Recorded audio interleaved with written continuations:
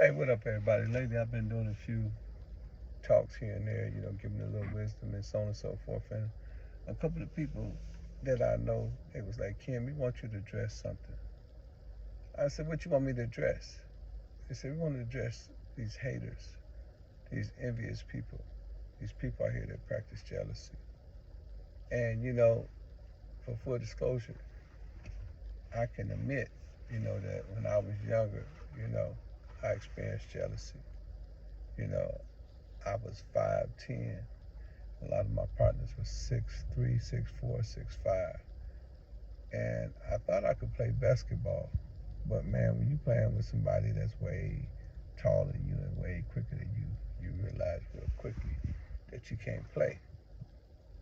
And I used to think in my mind, these suckers think they're cold. They think they're better than me.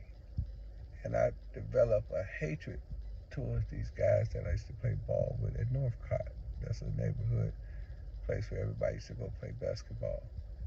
And I must have been so bad that, they would give the ball, to other guys instead of me. One of the most coldest players at that time was a brother named John Beeman. He was about my size, but he had a vertical jump, man. That was crazy. This dude can jump, like, off the gym. And they would give him the ball, but in my mind, I thought that I was just as good as basketball player as he is. I'm like, man, why they keep giving the ball to John Beeman?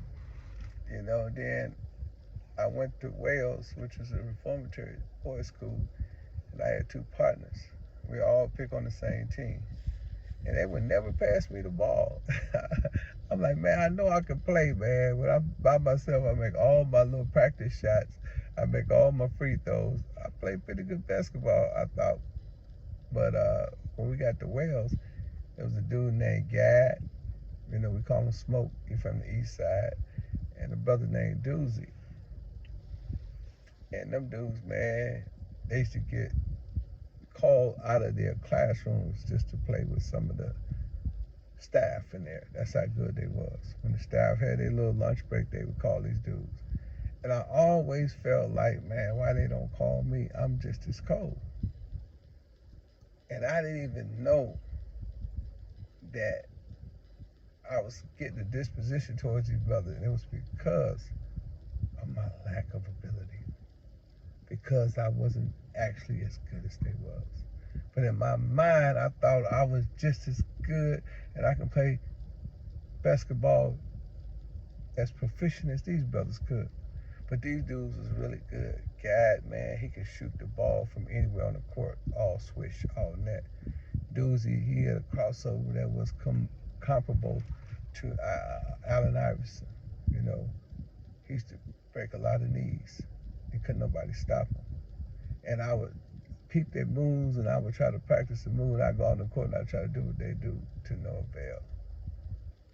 And it made me really jealous. It made me really envious because I wanted to be something that I was not. And that's the problem with a lot of people, man. Women who are not beautiful, who are not as attractive as beautiful women, they hate on them. And the reason why y'all hating is not because you're a bad person, not because your spirit ain't right. It's because in your mind, you believe that you're beautiful. In your mind, you think that this woman thinks she looks better than you. And God gave her those looks. Spoiler alert, I hate to be the one to say this, but favor is not people's fault. When God favors you, it's not their fault. So if you're mad, or you envious, or you jealous of someone, you need to be mad at God. He the one that did it. I can't be mad at this brother because he got a wicked jump shot. I can't be mad at this brother because he got a crossover. If I want to be mad, I want to be envious and jealous, then I got to be mad at God. And then some people, man, they just so negative. They could walk in a dark room and develop. Like photography. That's how negative they are. And everything that comes out their mouth is negative. But I kind of study those people. And I realized that they really not negative people. A lot of them have a lot of trauma in their life. And trauma make you see things for what they are not, and not for what they are. So when you're traumatized and you have a lot of things going on in your head, you tend to be extremely negative. And a lot of people, they think that these people are just envious and jealous. Now, a lot of these people have a lot of negativity in their head.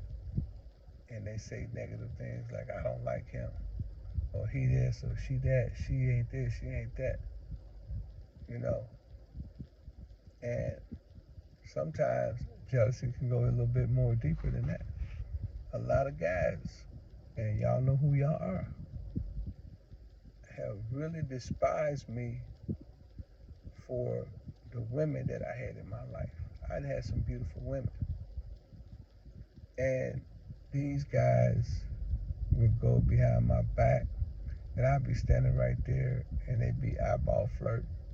And I'm looking right at these dudes. I'm like, man, dude, you don't even have a chance. You know what I'm saying? I mean, this here is, you know, these people straight.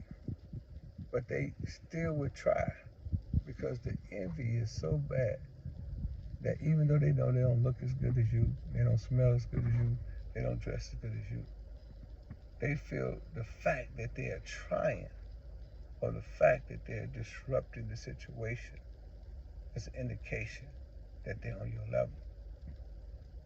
For example, one of the things that jealous people do, and I see this all the time. I see a pretty girl and a not so pretty girl walk into a club together, and they be arguing the whole time. But the pretty girl is trying to just have a good time. But the girl that don't look so good, she is frustrated because her friend is getting all of the attention. So to get on her level or to minimize her, she argues with her. She start mess in front of everybody. And then that makes both of them look ugly. When both of them arguing and both of them making these ugly facial expressions, now the pretty girl has been minimized. And now the ugly girl feel that, you know, she's on her level. And the same thing with dudes. And, you know, you can have on some fly jewelry, and you can have on some fly, you know, clothes, and the homie you come up, and he'll be like, man, I'm ready to go. You ready to go? Yeah, man, ain't nothing in here. Well, what happened was he seen you getting all the attention, and he got jealous. So now he want to be a party pooper. He want to spoil the whole party. And the only remedy for that, unfortunately, ladies and gentlemen, is you just got to be a lone soldier. You got to walk alone. You can't have everybody around you. People are too quick to get into jealousy, especially the people that's close to you. The most probable person to become jealous is a person that hangs around you every day because they are familiar with who you are. No random stranger would come up to you and be jealous. There are some haters that if they see you driving in a nice car, they'll roll their eyes or they get the screw face, you know, and you know, get the mumbling up under their mouth, say, oh man, F that dude, man, he ain't nothing, or that B thinks she all that. Look at her, you know. And jealous people always trying to find flaws. You can have a booger in your nose. You can walk past 1,000 people, and that one person that want to find some flaws in you and want to embarrass you. Hey man, did you know you got a booger in your nose? Or a sister can go to the beauty supply or to the beauty salon, get her hair done, and she can have her track a little bit off. You know, her lace could be showing a little bit. And that jealous person be like, look at you, girl. You know, your lace showing. Or, you know, your tracks is falling out. And that's because she wants to minimize that person and say something that would be detrimental to that person's existence. You know, women that come over your house, ladies, if a woman come over your house and she's talking to your man more than she's talking to you, she's jealous. Guys, if a guy come over your house and he trying to ease up around your woman, and he trying to talk to your woman, and you don't do that to him, he's jealous. Guys, if a dude get in your car and he start eating potato chips and drinking and stuff in your car, and all of a sudden you get, out the car and you go back later on and you see he left chips in your car, that's because he's jealous. Some of them even leave key scratches on your car. Some people are so jealous they'll scratch your car and they'll tell you, male and female, tell you that, what happened? People do stuff, and for some reason they'll know what happened before everybody else know happen. They'll be like, what happened? You know what happened, you did it. You did it with your jealous butt. You tell somebody not to tell something. They say, man, I wonder how did they figure that out? Well, it was you, Miss Envious, Mr. Envious, you was envious. So you told that person's business, put that person's business out on Front Street. Tried to embarrass that person, try to mess up what he or she had going on. That's a weak emotion, jealousy. Like I said, I wanted to be a basketball player. I thought I was greater than everybody. I thought I was number one. But I really was just jealous and envious of people that was really skillful and really good at what they do. And I wanted what they had. I couldn't get what they had. So I would make up stuff in my mind to make me feel like they not who they say they are, or they not what they doing. They not really making layups. They're not really throwing three-pointers up in the air. But before I go, I just want to say, man, thank all y'all for listening. And don't be jealous and don't be envious, man. God gave you what he gave you. He made you uniquely. It's only you as a person in the whole world that got that fingerprint. Nobody got your fingerprint or your DNA. So before I go, I'm going to say, man, make sure y'all get y'all tickets at Eventbrite, 2026 HHF Awards. Make sure y'all be there April 4th. Make sure y'all go get my book. Yeah, go get my book at audible.com. Type my name, Pimping in the search box. And the book will pop up.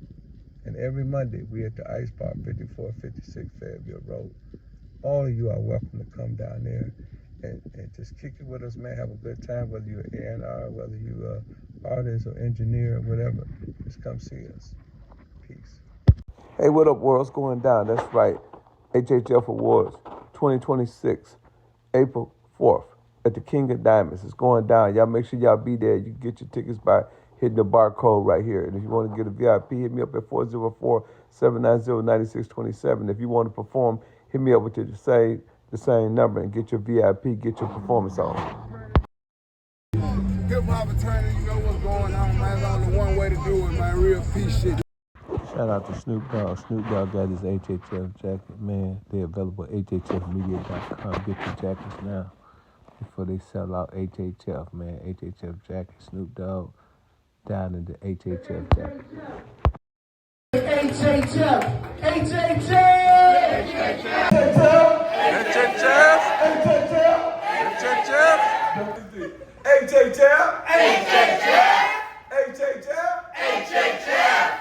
HHF. HHF.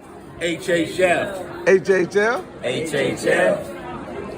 HHF. The ambassador of HHF. Salute to everybody in the HHF family. This is the Cleveland chapter. This is $1 bill right here. We appreciate you, Ken. Everybody. And that's what I want everybody to understand. It's our culture, our call. That jacket I give you, let me see that right quick. Hip-hop fraternity jacket. Varsity jacket. But it says something on it that's very important. I don't know if the people can see that. The culture, our call. Our culture, our call. Yep.